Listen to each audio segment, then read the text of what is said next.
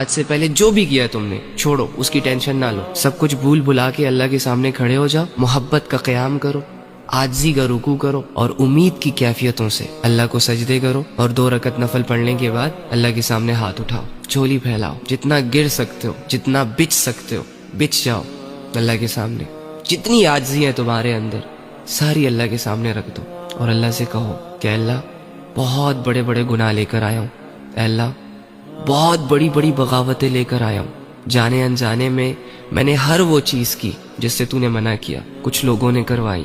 کچھ اپنی مرضی سے کی، اے اللہ یہ چھپن چھپائی کی زندگی مجھ سے مزید نہیں جی جا رہی، میں اب تیرے سے جڑنا چاہتا ہوں، میں آیا ہوں اپنا جرم قبول کرنے، اپنے گناہوں کو معاف کروانے، کیونکہ ایک آیت میرے کانوں تک پہنچی ہے، اور میں اگر تم سے ایک پرسنل بات شیئر کروں اپنی، جب زندگی تنگ ہو چکی تھی مجھ پر، جب لوگ نہیں سمجھ رہے تھے مجھے، جب مجھے میرے گناہ اور میرے گندے اعمال ڈرا رہے تھے، تو قرآن کی اس آیت نے مجھے ایک نئی زندگی دی۔ اگر یہ آیت میں نہ پڑھتا تو شاید آج میں آپ لوگوں سے یہاں بات نہ کر رہا ہوتا، اور وہ ہے قُلْ يَا عِبَادِيَ الَّذِينَ أَسْرَفُوا عَلَىٰ أَنفُسِهِمْ لَا تَقْنَطُوا مِن رَحْمَةِ اللَّهِ کہ اے نبی میرے ان بندوں کے پاس جاؤ جنہوں نے اپنی جانوں پر ظلم کیا، گناہ کیے، بہت بڑے بڑے لیول کے، اللہ کو ناراض کیا، جاؤ ان کے پاس اور ان سے کہو کہ اللہ کی رحمت سے مایوس نہ ہونا، اللہ سارے گناہوں کو معاف کر دے گا، یہ مت سوچنا کہ اللہ گناہ معاف نہیں کرے گا۔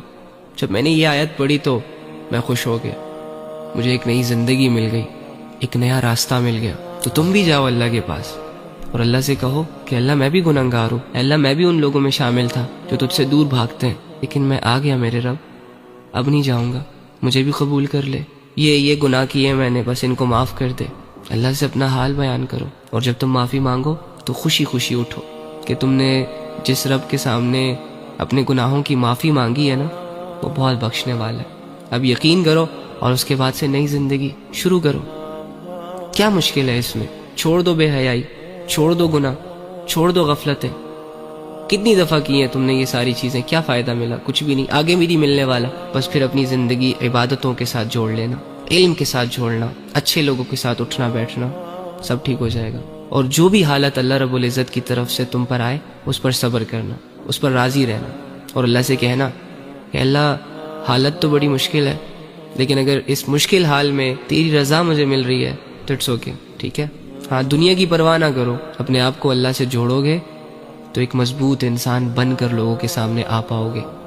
اگر اللہ سے دور بھاگتے رہے تو باوجود اس کے کہ دنیا میں تمہارے نام کے چرچے ہوگے، لیکن تم اپنے آپ کو کبھی بھی مطمئن نہیں کر سکو گے، ٹھیک ہے۔ تو بس توبہ کریں۔